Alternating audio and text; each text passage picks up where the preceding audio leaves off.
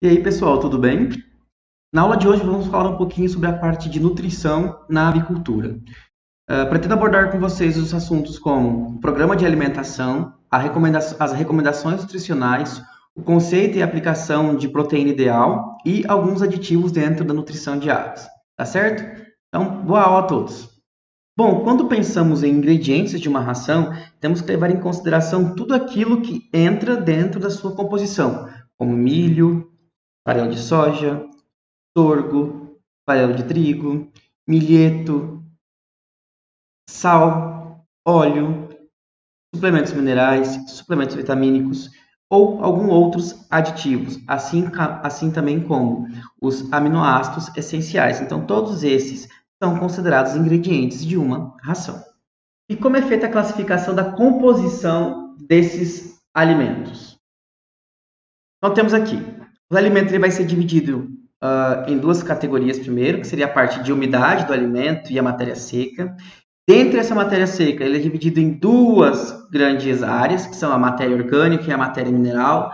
A matéria orgânica ela é dividida em carboidratos, lipídios, proteínas e as vitaminas. E a matéria mineral seria os macro e microelementos ou macro e micros minerais. E a classificação desses alimentos? Então, de acordo com a Associação Americana Oficial de Controle de Alimentos e o Conselho Nacional de Pesquisa dos Estados Unidos de 1963, descreveu que os alimentos eles são classificados de acordo com a sua composição bromatológica, ou composição química, né? Então, a gente leva em consideração, primeiramente, o teor de fibra desses alimentos, tá? Então, temos como padrão o 18% de fibra bruta. Então, alimentos que têm mais de 18% de fibra bruta são considerados alimentos volumosos. Eles podem ser volumosos aquosos ou volumosos secos. Os aquosos nós temos aí as forragens, as silagens e os volumosos secos temos aí os fenos. Aqueles alimentos que têm menos de 18% de fibra bruta são classificados alimentos concentrados. E dentre os alimentos concentrados, eles são subdivididos em duas categorias, onde a gente tem que levar em consideração o valor de proteína bruta desses alimentos. Então, alimentos que têm mais de 20% de proteína bruta são considerados alimentos concentrados proteicos, como por exemplo o farelo de soja, e aqueles alimentos que têm menos de 20% de proteína bruta são os alimentos concentrados energéticos, aí como por exemplo aí o milho. E qual a importância da nutrição dentro da produção de aves, né? Eu havia comentado com vocês na nossa primeira aula que o Brasil ele é o terceiro maior produtor de frango de corte e é o maior exportador de carne de frango no mundo, né? E isso a gente deve muito à evolução genética das aves. E de acordo com essa evolução das aves, a busca também pela exigência desses animais, a exigência nutricional desses animais. Então, além disso, a gente pensa cada vez mais no impacto ambiental que essa produção e essa evolução genética pode vir a causar. Tá? Então, existe uma contínua evolução das linhagens de frango de corte e melhora constante nesse desempenho. Então, para cada ano, saem novas linhagens, então novas genéticas são lançadas no mercado. E acredita-se que para cada ano de melhoramento genético desses animais, nós temos aí um ganho de 40 gramas a mais do peso, 1% a menos no consumo de ração, redução de 0,4 dias na idade de abate e melhoria no rendimento de carcaça de até 0,2%. São números pequenos, aparentemente, que parece que não interferir tanto no desempenho dos animais. Mas quando você pensa no montante de milhões de animais sendo produzidos anualmente, esses valores acabam se tornando bastante importantes, ok?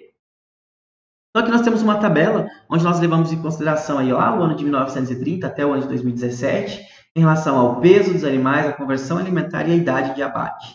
Então, lá em 1930, o animal era abatido aí com 1,5 kg, com uma conversão alimentar de 3,5 e chegava a idade de abate a 105 dias. Sem pegar o ano de 2017, o animal chegava à idade de abate com um peso de abate de 3,220 gramas, uma conversão alimentar de 1,58 e idade aos 42 dias. Hoje, em 2021, nós já temos empresas aí que estão trabalhando com uma conversão alimentar de 1,52, um peso de abate com 3,350, 3,320 e idade ao abate de 39 a 40 dias. Então, tendo uma redução aí bastante significativa.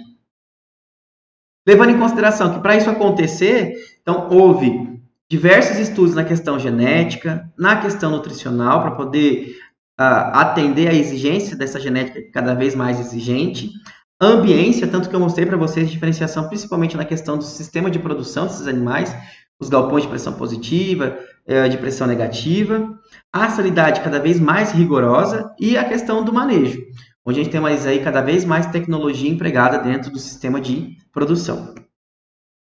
Então, nós temos uma imagem aqui de um frango lá de 1950 e um frango de 2020, onde o frango lá de 1950 era abatido aí com 70 dias e o frango de 2020 sendo abatido aí com 39, 40, 42 dias. Então, conforme vai melhorando esse potencial genético, né? Então, existe a necessidade constante de atualizações dos padrões nutricionais, visando a obtenção do máximo desempenho de acordo com a exigência de mercado ou objetivo de criação, certo? Então, as exigências de nutrientes, elas podem variar de acordo com as características de interesse, como, por exemplo, a hierarquia da exigência de lisina. Vou comentar um pouquinho mais sobre a questão da exigência dessa lisina, a hierarquia dessa exigência. Então, hoje, dentro do melhoramento genético, a gente visa minimizar a gordura abdominal e a conversão alimentar e maximizar o rendimento de peito e o ganho de peso. Só que a gente segue meio que essa ordem, né, dentro do melhoramento. Então, primeiramente, a gente visa minimizar a deposição de gordura abdominal, maximizar o rendimento de peso, minimizar a conversão alimentar e aí, por fim, maximizar o ganho de peso. Então, é isso que meio que a ordem que nós seguimos dentro do melhoramento genético. E aí chegamos sobre a questão dos programas de alimentação, né? Então, sabe-se que a alimentação ela representa de 60% a 85% do custo de produção, né? E o conjunto de diferentes práticas do arroçoamento, utilizando nas diversas fases de desenvolvimento de um lote, acaba tendo como objetivo maximizar o lucro e minimizar esse custo. Então, se a gente conseguir reduzir esse custo, a gente, lógico, consegue maximizar o lucro, tá? E a gente leva em consideração alguns fatores, como idade, sexo, linhagem e a finalidade do programa de produção, certo? Existe uma variação aí da exigência nutricional dos animais de acordo com o seu crescimento. Por isso que a gente acaba trabalhando com o arraçoamento em fases. Então, temos aqui um programa de alimentação dividido em fases, né? Então, temos aqui o programa de 3 rações, que seria a ração inicial, a ração crescimento e a ração terminação, onde a ração inicial corresponde ao período de 1 a 21 dias, a de crescimento de 22 a 35 e a terminação de 36 a 42 dias. A mais utilizada atualmente, que é a de 4 fases, ou 4 rações, que leva em consideração a ração pré-inicial. Então, a ração pré-inicial de 1 a 7 dias, inicial de 8 a 21 dias, crescimento de 22 a 35 e terminação de 36 a 42 dias. E algumas empresas têm trabalhado também com programas múltiplos de alimentação, né, que faz a troca aí de ração a cada 2, 5 ou até mesmo 7 dias, pensando na ração ou na dieta que vai mais se ajustar às exigências das aves e com o intuito de reduzir aí o custo de produção. Então, temos uma melhor relação de custo ao quilo de peso vivo. Então, aqui nós temos um programa aí que leva em consideração a diferença entre os sexos, tá? Então, a curva de crescimento aqui de linhagens de animais machos e fêmeas. Então, vocês conseguem ver que o macho ele tem um maior crescimento quando comparado à fêmea. Então, se a gente fazer um programa de alimentação levando em consideração o sexo, a gente consegue atender ou se adequar melhor à exigência de acordo com o sexo das aves. Então, pensando na deposição proteica, então, até os 20 dias, mais ou menos, a exigência são bem próximas, tá? Não são idênticas, mas são bem próximas. Porém, a partir dos 21 dias, a deposição proteica é bem maior para machos, quando comparado com as fêmeas. Então, ele acaba sendo mais exigente em proteína do que as fêmeas. Já quando a gente pensa na questão da deposição de gordura, as fêmeas ela têm a maior deposição de gordura quando comparado aos machos, tá? Então, aí, a partir dos 22 dias, já tem uma maior deposição de gordura para as fêmeas quando comparado aos machos. Então, a exigência de energia acaba tendo uma diferenciação aqui entre os dois sexos. Ou então, a exigência de proteína também, porque quando está tendo excesso de proteína, o animal ele vai excretar esse nitrogênio, aproveitar o esqueleto carbônico desses aminoácidos, dessa proteína da dieta que está em excesso, e vai transformar ela em gordura, depositando mais gordura, no caso das fêmeas. E também existe uma diferenciação de acordo com a linhagem, tá? Então, independente do sexo, as linhagens têm diferença na sua exigência de acordo com a sua deposição de proteína, certo? Então, aqui mostra aí a linhagem da Avian e linhagem da Ross. Então, vocês conseguem ver aí a diferença na Avian e na Ross, ok? Então, como eu havia falado para vocês, quando a gente trabalha com essas exigências diferentes, a gente consegue atender melhor a exigência de machos e de fêmeas, né? A vantagem nisso é você conseguir explorar o potencial de crescimento, principalmente dos machos. Tem uma maior uniformidade do lote. Quando você trabalha com lote misto, você vai ver que vai ter os machos geralmente vão estar melhor desenvolvidos do que as fêmeas. E aí isso pode trazer algum problema, né? A questão da uniformidade do lote. E a gente consegue atender em mercados específicos, né? Ou se for para animais para corte, para produção de cortes comerciais, ou animais que são destinados para ser frangos inteiros. E quais são as alternativas que nós temos aí para esse arraçoamento de acordo com o sexo, né? Se por acaso a gente vai trabalhar com lotes mistos, a gente vai alimentar com uma mesma ração esses animais? Ou a gente vai fazer a mudança desses períodos, dessa troca de ração constantemente? Vamos formular rações diferentes? O que isso pode causar dentro do sistema de produção, né? Se a gente acaba utilizando uma mesma ração, a gente vai ter problemas de desuniformidade, mas eu pergunto, qual exigência nós vamos utilizar? Dos machos ou das fêmeas? Se eu usar as exigências dos machos e ofertar essa ração tanto para macho quanto para fêmea, as fêmeas vão ter maior acúmulo de gordura. Se eu usar a exigência da fêmea, eu não vou conseguir atender o máximo potencial genético para os machos. Então, por isso que hoje a gente tem trabalhado bem mais com lotes machos e lotes fêmeas do que com lotes mistos. Outra questão que nós temos utilizando de ferramenta dentro do sistema de produção de frango de corte é a restrição alimentar. Mas por que a gente usa a restrição alimentar? Geralmente a gente trabalha com a restrição alimentar na fase final de produção, em épocas de clima de temperaturas muito quentes, onde os animais estão sendo criados. Por quê? A gente acaba reduzindo a mortalidade e também pode trazer reduzir aí problemas locomotores devido ao excesso desse ganho de peso. Essas restrições elas podem ser de duas maneiras. Elas podem ser quantitativas ou qualitativas.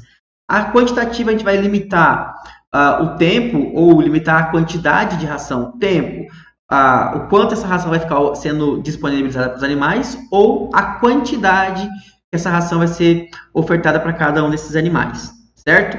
A quantitativa a gente mantém essa ração à vontade ou ad libitum, porém a gente reduz os níveis nutricionais da ração. Então, se a exigência de proteína desses animais é de 17,5% de proteína bruta, a gente reduz aí para uns 16,5%, 16,8%. Se a exigência de energia é de 3.100 quilocalorias, a gente reduz aí para 2.950 quilocalorias de energia metabolizável. Exatamente com o intuito de minimizar aí principalmente a questão de mortalidade. Então, a incidência de morte súbita em épocas de extremo calor na fase final de produção é bem grande. Então, é uma forma que a gente tem, um mecanismo que nós temos aí de reduzir essa incidência dessa mortalidade. Então, a gente vai tirar essas recomendações nutricionais, né, essas exigências. Nós temos aí os manuais de linhagens, as tabelas do NRC ou as tabelas brasileiras de aves e suínos, e temos aí todas essas informações. Atualmente, as tabelas brasileiras de aves e suínos, que saiu a sua última edição em 2017, são as exigências mais atuais possíveis, certo? Só perde apenas atualmente os manuais de linhagem, porque as linhagens, quando lançam uma nova linhagem no mercado, acaba saindo junto com eles um pacote de exigência para aqueles animais. Geralmente, nesses manuais de linhagem, nós temos aí as recomendações de acordo com o sexo, a fase ou o tipo de desempenho, ou trabalhando com valores de ingredientes totais ou digestíveis, principalmente quando a gente leva em consideração os valores dos aminoácidos, tá? São desenvolvidos diversas equações para poder estimar essas exigências, e aí nessas tabelas já são os valores compilados dessas inúmeras aí, equações para estimar as exigências. Então, de vez em ficar estimando essas exigências de acordo com essas equações, as tabelas já nos trazem esses valores aí todos tabulados. Então, aqui nós temos um exemplo da recomendação da exigência nutricional de frango de corte macho de desempenho superior, extraído das tabelas brasileiras de aves e suínos. Então, nós temos aqui, de acordo com a fase, né, de 1 a 7 dias, de 8 a 21, 22 a 33, 34 a 42 dias. Nós temos a exigência aí de energia, proteína, cálcio, fósforo disponível, potássio, sódio, cloro e ácido linoleico. E aí, o que eu queria mostrar para vocês nessa tabela é a questão da exigência de tanto de energia quanto de proteína. Energia, conforme o animal vai ficando mais velho, ele vai ficando mais exigente em energia. Então, vai aumentando a exigência de energia metabolizável dos animais. Já para as proteínas, conforme o animal vai ficando mais velho, vai reduzindo, né? Então, está reduzindo aí o valor de proteína bruta, a exigência de proteína bruta. Então, o animal aí, na fase pré-inicial, com a exigência de 22,11, já na fase final ali, com uma exigência de 18,31% de proteína bruta. E aqui nós temos tabela de exigência para machos, estrela da tabela brasileira de 2011, isso aqui. Então, nós temos aqui exigência de proteína, então, de acordo com cada uma das fases, né? E aqui nós temos das fêmeas. Então, eu queria só comparar com vocês. Então, a exigência de proteína na fase pré-inicial, de 1 a 7 dias, é em torno de 22,4% para os machos. E para as fêmeas, na mesma fase, exigência aí de 22%. Então, mostra aí uma diferença no valor da exigência de proteína. A mesma coisa a gente vai encontrar para os aminoácidos. Vamos pegar, por exemplo, aqui a metionina mais cistina. Fêmeas, a exigência na fase de 1 a 7 dias, de 0,965%. Já para os machos, 0,953%. Então, as fêmeas, elas são mais exigentes em metionina e cistina do que os machos. Por quê? As fêmeas, elas têm um empenamento precoce. Então, elas precisam de muito mais aminoácido sulfurado para a síntese das penas. Então, por isso que elas são mais exigentes em metionina mais cistina. Essas tabelas, elas levam em consideração os níveis mínimos de proteína, né, com adição aí de aminoácidos sintéticos como a lisina, metionina e a treonina. E como que foi feito, então, para definir a exigência desses aminoácidos, né? A gente leva diversos estudos sobre a exigência de aminoácidos, então a gente leva geralmente em consideração a lisina, certo? E a gente tem trabalhado aí com o conceito de proteína ideal. Mas o que seria esse conceito de proteína ideal, né? De acordo com Han e Baker, lá em 1994, descreveu que o conceito de proteína ideal nada mais é do que o balanço exato de aminoácidos, que é capaz, então, de prover sem excesso ou falta as necessidades de todos os aminoácidos essenciais, expressando-os em porcentagem em relação à lisina. Mas por que, professor, a gente tem trabalhado sempre em relação à lisina?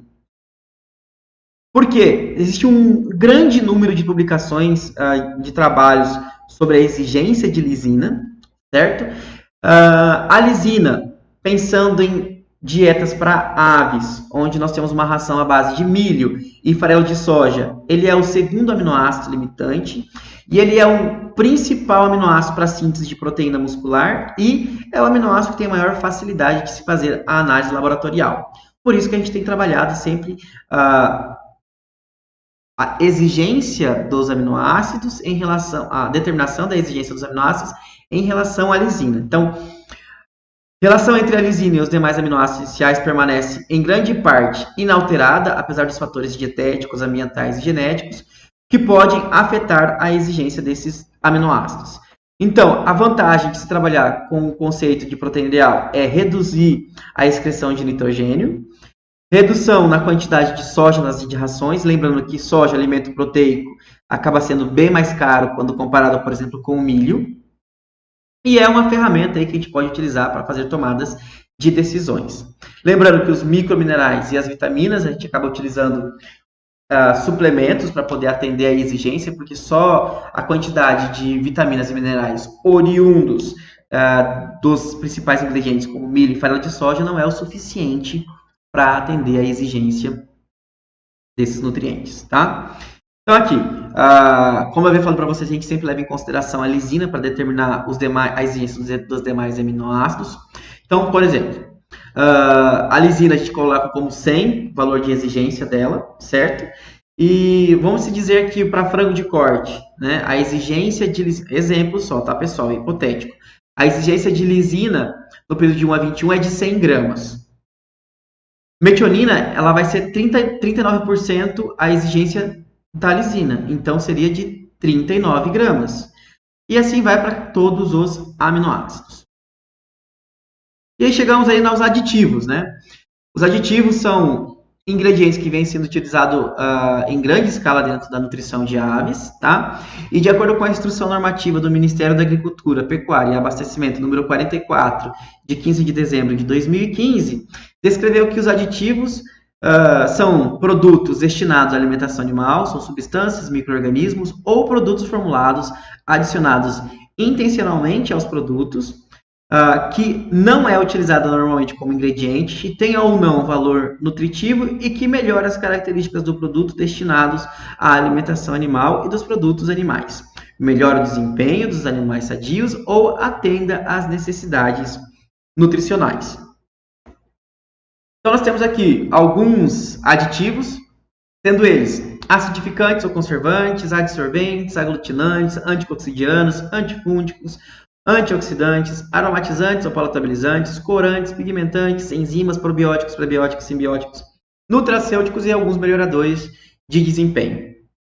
Dentro da nutrição de frango de corte, a gente tem utilizado bastante as enzimas, os probióticos, prebióticos e simbióticos e alguns melhoradores aí de desempenho. Utilizamos também alguns adsorventes, principalmente em relação à melhoria na redução de micotoxina presente nos ingredientes, tá? Então, aqui nós temos um trabalho de Maiorca e colaboradores de 2001, onde avaliou o consumo de ração, o ganho de peso, a conversão alimentar de frangos de corte no período de 1 a 40 dias, onde trabalhou com alguns aditivos, como prebiótico, probióticos e simbióticos. Esses aditivos eles têm sido bastante utilizados, principalmente em substituição aos antibióticos, tá? Devido a algumas restrições ao uso desses antibióticos dentro da nutrição. Então, aqui nós temos, para consumo de ração, não houve diferença estatística, de acordo com os tratamentos. Não houve também diferença ao ganho de peso, porém, na conversão alimentar houve uma diferença. Então, se a gente compara aqui os simbióticos, os probióticos, por exemplo, aqui, apresentaram melhores valores de conversão alimentar quando a gente compara aí, por exemplo, ao tratamento testemunha, que não tem a utilização de nenhum desses aditivos. Então, lembrando que conversão alimentar, quanto menor, melhor, né? Todo mundo sabe aí o que é conversão alimentar. Conversão alimentar nada mais é do que a quantidade de ração que esse animal consome para converter em peso vivo. Então, se o animal consome, nesse caso aqui, 1,826 kg, ele conseguiu transformar isso em 1 kg de peso vivo, ou em ganho de peso, certo? Então, por isso que quanto menor a conversão alimentar, melhor. Nesse caso aqui, esses animais aqui consumiram 1,907 kg de ração para poder ganhar 1 kg de peso vivo. Então, por isso que conversão alimentar, quanto menor, melhor. Então, mostra que a utilização desses probióticos, esses simbióticos aqui, mostram-se bastante efetivos com relação a uma ração aí sem a utilização desses aditivos. Enzimas endógenas são aquelas enzimas que os animais produzem, sintetizam dentro no seu próprio organismo, porém, existem algumas outras enzimas exógenas que têm a finalidade de complementar as enzimas endógenas, tá? Então, as enzimas exógenas são enzimas que os animais não produzem no organismo, como, por exemplo, quando eles se alimentam de alguns ingredientes ricos em polissacarídeos não amiláceos, ou fósforo fítico, que é o fósforo que está complexado ao fitato, oriundos de ingredientes de origem vegetal, a gente precisa utilizar enzimas exógenas, porque o organismo dos animais não produzem, por exemplo, xilanase ou beta-glucanase, e não produzem a fitase. Então, uma forma que a gente tem de melhorar a absorção dos nutrientes oriundos desses ingredientes ricos em polissacarídeos não amiláceos e fósforo fítico é fazer a utilização dessas enzimas exógenas, tá? Então, a gente faz o uso dessas enzimas para fazer uma complementação das enzimas endógenas, em alguns casos, principalmente a questão de algumas proteases ou lipases, tá? Podemos utilizar aí essas enzimas exógenas para remoção de fatores antinutricionais, como, por exemplo, aqui no fósforo fítico. Diminuição da viscosidade da digesta, como, por exemplo, dos polissacarídeos não amiláceos. Aqui nós temos alguns exemplos de enzimas, certo? E o que elas fazem dentro do organismo do animal. Então, nós temos aqui a xilanase, que ela tem como substratos as arábigas xilanas, tem a finalidade de redução da viscosidade da digesta. Celulase, que tem a finalidade de fazer a degradação da celulose e liberação aí de glicose para os animais absorverem essa glicose. Algumas proteases, que tem a finalidade de atuar sobre as proteínas, e aí ela acaba sendo uma suplementação das enzimas endógenas, então ajuda na degradação mais eficiente das proteínas oriundas nos alimentos. Temos as amilases, também aí funciona como uma suplementação das enzimas endógenas, porque o animal acaba produzindo amilase, tem a amilase salivar e a amilase pancreática. As fitases, que têm a finalidade de agir sobre o ácido fítico, melhorando a utilização dos fósforos oriundos dos vegetais, né, fazendo a remoção desse ácido fítico. Lipase, que tem a finalidade de agir sobre os lipídios e os ácidos graxos, melhorando aí a utilização das gorduras, tanto de origem animal quanto de origem vegetal. Então, aqui nós temos um exemplo de um experimento feito para avaliar o ganho de peso de frangos de corte nas diferentes fases, onde fez a utilização de alfa-amilase, uma protease e xilanase em frangos de corte no período de 1 a 45 dias.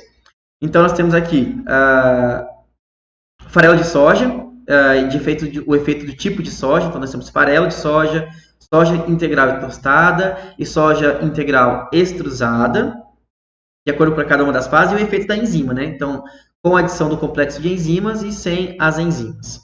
Então, se a gente comparar aqui o tratamento que fez a adição de enzima, teve melhora aí no ganho de peso, né? 0,745 gramas no período de 1 a 21 dias, 1,271 no período de 22 a 42, 0,685 no período de 38 a 42 dias. E no período total, 2,701 para os animais que consumiram a ração com as enzimas e 2,643 para os animais que consumiram a ração sem enzima. Então, mostra aí mais uma vez a eficiência da utilização desses aditivos, tá? Fitase é a enzima que tem sido mais utilizada aí dentro da nutrição de frango de corte e também de poedeiras comerciais. Essa fitase, ela promove então a hidrólise desse ácido fítico, que é a forma orgânica, né, sobre a qual o fósforo se apresenta nesses alimentos de origem vegetal, porque os vegetais, eles, para poder fazer o armazenamento desse fósforo, eles se complexam a uma molécula de fitato, né, e aí formando esses ácidos fíticos aí. Os suínos e as aves, elas excretam mais da metade do fósforo e do nitrogênio que consomem, então, devido a esse excesso de fósforo fítico presente aí dentro dos ingredientes de origem vegetal. Então, o uso da fitase melhora a digestibilidade e a disponibilidade desses nutrientes, principalmente fósforo, nitrogênio, cálcio, cobre, zinco e, consequentemente, também diminui a presença ou acúmulo desses minerais e do nitrogênio nas fezes, urina e no meio ambiente. Então, nós temos aí o efeito benéfico da suplementação de fitase. Então, ela vai agir sobre o fósforo, então vai reduzir a excreção e melhora a estrutura óssea de frangos. Condição, fósforo não fítico entre 0,15 e 0,45. Então, isso é o que o animal consegue absorver, porque está na forma não fítica. E uma boa parte aí, mais e aí de 90% aí está na forma do fósforo fítico, então inibindo a absorção pelos animais. Por isso que a gente faz a utilização da fitase. Fazendo a utilização dessa fitase, a gente vai ter uma melhora também na retenção de zinco, cálcio e do nitrogênio, e também magnésio, ferro, zinco e do cobre, tá? Então nós temos aqui a digestibilidade ileal de nitrogênio e aminoácidos influenciada pelos vários níveis de fitase. Então aqui nós temos as concentrações de fitase em FTU, né? Então temos aqui a dieta onde não tem a inclusão de fitase e dieta com até 1000 FTU de fitase. Então vocês observam aí que tem uma melhora na digestibilidade de nitrogênio, uma melhora na digestibilidade da lisina. Não houve tanta diferença na digestibilidade de metionina, mas a arginina houve uma melhora também na digestibilidade ileal. E como considerações finais, temos aí que no estabelecimento desses programas de alimentação, né, deve sempre levar em consideração o número das fases, o sexo, a linhagem, a finalidade do programa de ração e os aspectos econômicos, tá? Levando sempre em consideração as recomendações nutricionais de acordo com cada uma dessas fases, trabalhar sempre com o conceito de proteína ideal, com a forma de a gente reduzir aí o impacto ambiental e fazer a utilização dos aditivos, como eu mostrei para vocês, que tem melhorado aí o desempenho dos animais e o aproveitamento desses nutrientes aí das dietas, tá? Fazer a utilização tanto dos prebióticos, probióticos ou simbióticos, ou até mesmo aí das enzimas, que é algo que tem sido bastante explorado dentro da nutrição de aves. Certo? Bom, era isso que eu tinha para passar para vocês. Semana que vem nós vamos começar a falar um pouquinho sobre a parte de formulação de ração. Então, separem calculadora, que vocês vão precisar de calculadora aí para poder assistir a aula e fazer todos os cálculos que eu vou ensinar vocês. Então, a gente vai trabalhar aí com quadrado de Pearson e bastante regra de 3, até a gente chegar aí numa composição aí de uma ração, certo? Que nós temos uma ração aí base de milho e soja, milho e farelo de soja, tá? Para frango de corte, então aí temos de ingrediente aí milho, farelo de soja, óleo de soja, fosfato bicálcico, calcário, sal, alguns aminoácidos sintéticos como metionina, lisina, treonina, suplementos vitamínicos, suplementos minerais, aditivos melhoradores de desempenho. Então temos aí bastante coisa aí que nós vamos avaliar e fazer os cálculos na próxima semana, ok? Então é isso que eu tinha para passar para vocês hoje. Nos encontramos novamente na semana que vem falando aí sobre a parte de formulação de dietas para aves. Certo, moçada? Forte abraço e até a próxima semana. Tchau, tchau.